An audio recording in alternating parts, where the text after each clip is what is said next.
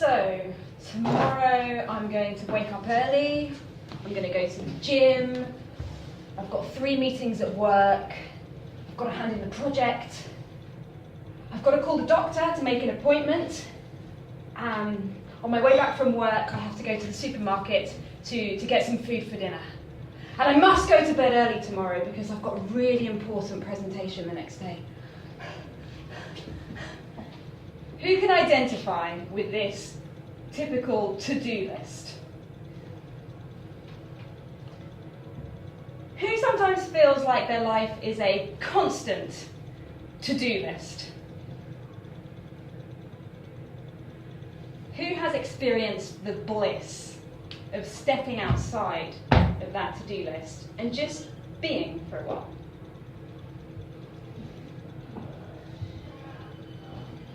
We are all here at this club to improve our communication, right? No. I would like to propose that the best way to improve our communication is to be constantly connected to the beginning of the communication, of your communication with yourself. What does it mean to communicate with yourself? Rafa, what does it mean to communicate with yourself?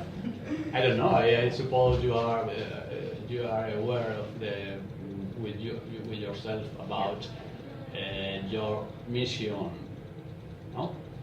To improve your English, no? Something like that. No? Okay, for example, that's one example of how you can communicate with yourself. Yeah, so it's being connected, right? Yeah. So when you try to communicate with other people and you're disconnected from yourself, it is like an extension lead, which is unplugged, trying to give electricity to other devices. So how can we improve our communication with ourselves? 3 ways. Firstly, by taking some time and some space out of that routine. Who has watched the film Groundhog Day? Atrapado en el tiempo. Vale.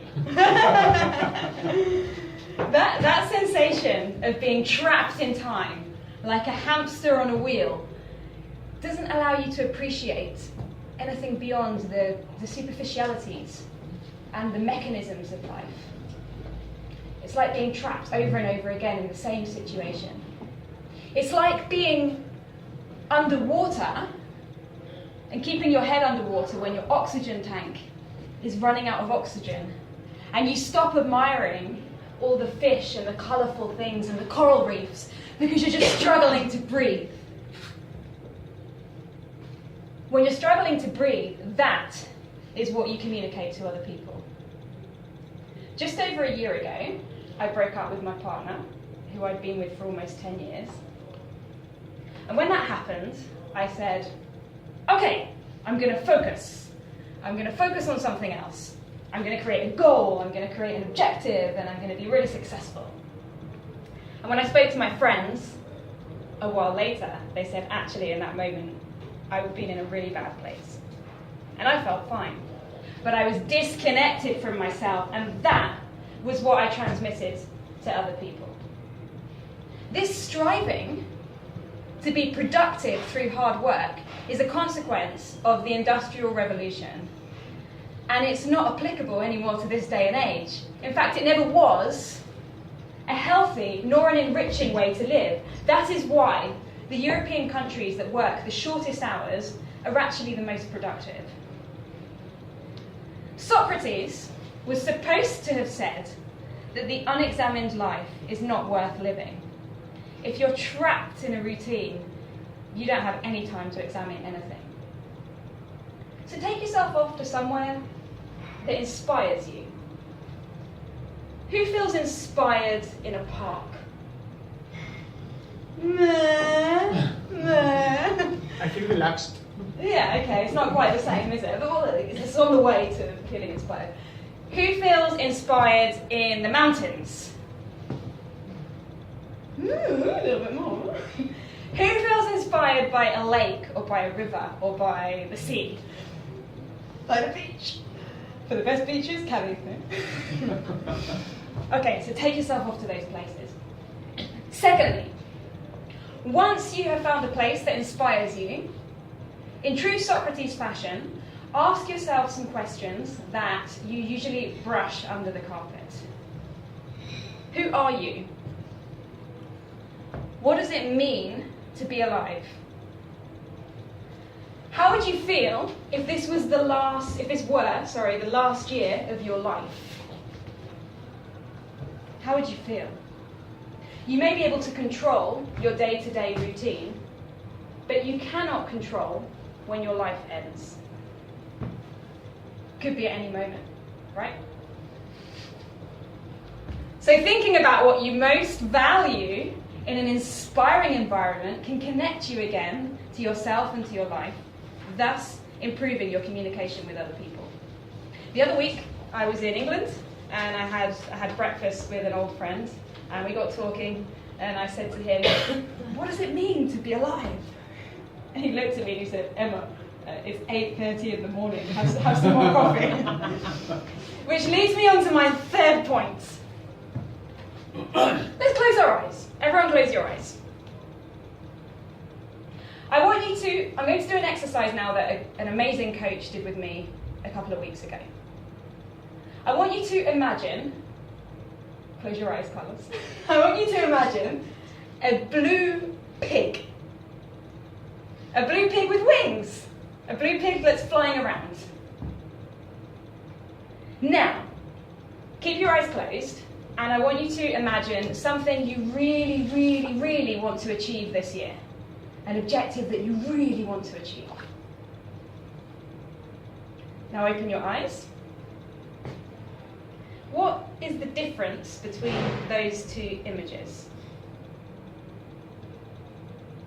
Anyone like to have a shot at what they think the difference is, or what the difference has been in your experience?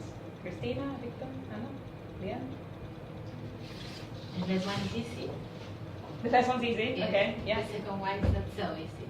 Okay, yes, if to think a little bit more. Yes. Okay.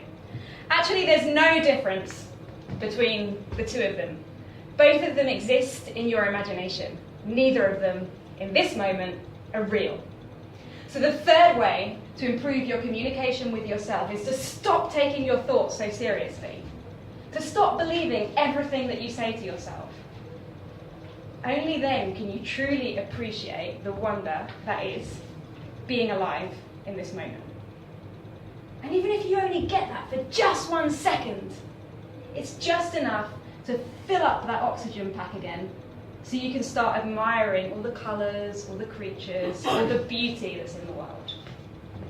And when you come up on stage on Parlanch English, and your little voice, your thoughts start saying to you, "Oh, I've forgotten what I was going to say. Oh my God, everyone's looking at me. I'm not being natural. This is rubbish. It was so much better when I was at home practicing." Then you know that these are just your thoughts. And then you can connect again to other people electrically. Therefore, take yourself off to an inspiring place. Reflect on your life and on yourself. Then smile, breathe, and laugh a little bit at any thoughts which are not related to the here and now. Go back to the beginning of communication. Communication with yourself. What if our experience were created 100% by our thoughts? What type of experience are you creating for yourself? As Coach Michael Neal says, you are only one thought away from happiness. You're only one thought away from sadness. It's a gift that we were given to have the freedom to walk through life and see what we want to see. How much better than that can you get? That is the greatest gift ever, to be a free thinker.